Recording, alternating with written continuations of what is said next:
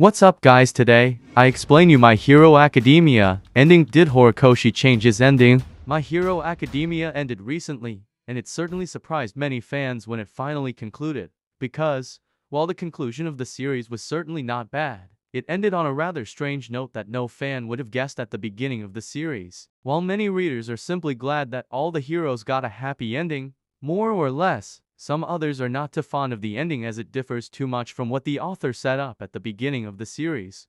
Doubts have started creeping in among the fans in regards to whether Horikoshi changed his ending about My Hero Academia or not, and that is exactly what is being discussed here.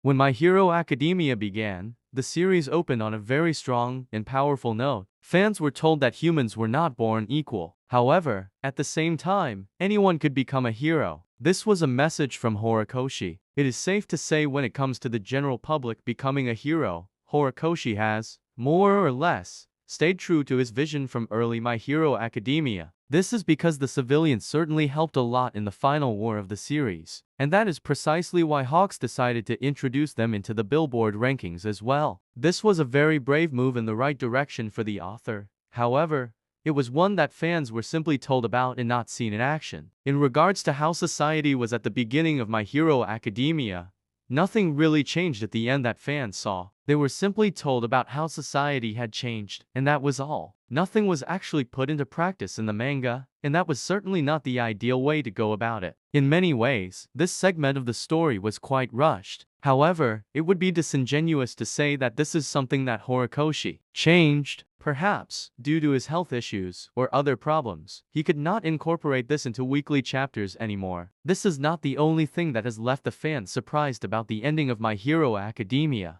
Deku clearly mentions at the beginning of the story that he became the greatest hero, and essentially, My Hero Academia was supposed to be a telling of how he accomplished that. Fans were expecting Deku to be the greatest hero and, of course, with that, surpass the legacy of All Might come the end of the story. Much to the surprise of the fans, Deku did not accomplish that at the end of his series. Of course, he did save Japan and defeated Shigaraki, but that might not be enough to see him be the greatest hero. This is especially true when Deku ended up losing his quirk following the battle against Shigaraki and wasn't even qualified to be called the hero anymore. He ended up taking the role of a teacher at UA for 8 years, and even lost contact with most of his friends due to how busy life got. It is safe to say that this was likely not the vision that the author had for Deku at the beginning of the story. And, in many ways, this end was painful for the fans too. Watch for the protagonist of the series. At the same time, the fact that he had to give up one for all and remain quirkless was also not ideal for the fans. If Deku was the greatest hero at the end of the series, surely he should have powers befitting that. Giving up the greatest asset that he trained relentlessly for over the years, which actually happened off-screen, is certainly not acceptable.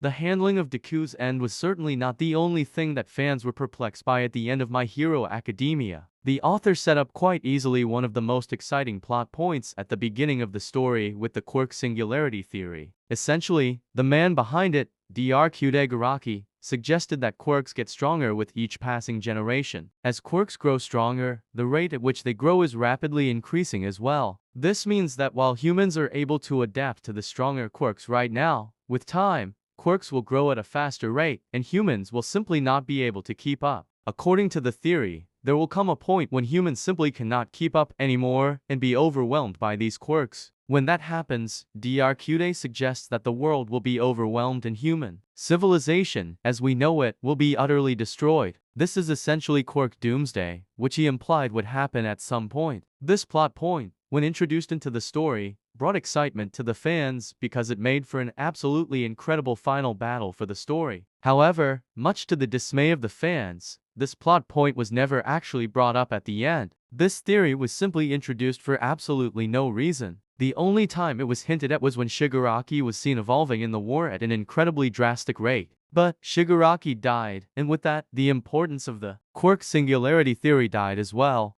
At the end of My Hero Academia, Deku essentially killed a victim in Shigaraki and gave up on the power of one for all. He graduated and became a teacher for 8 years, losing contact with most of his friends for a significant period of time. Eventually, Deku was given an armor made by All Might's friends in the US, with help from Hatsum. The armor was financed by Bakugo for the most part, while other heroes helped as well. Deku then got his chance to become a hero once again and take to the skies. While this ending was perfect, it doesn't resonate with what the author set up at the beginning of the story. The answer to whether the author changed his ending or not is likely yes, but this should not surprise the fans. There are many authors that simply pan out their story as they go. This is not necessarily a bad thing. There are two types of writers. There are writers who simply have their endpoints prepared before they start writing, and then they simply get to those endpoints using various techniques, crafting exciting stories around them. And then there are writers who simply plant the seed for certain things and then watch their plant grow and see where it takes them. Both techniques are incredibly exciting and can deliver some of the best stories. In the case of Horikoshi, it appears that he set up the first technique, but ended up taking the latter approach, which resulted in an ending that fans got very confused by. Regardless, it would not be fair to say that the ending was all bad. My Hero Academia is a beloved story still, and it did many things right. But there are certain things that could have been handled better in the story, and fans hope that a sequel can go on to fix this.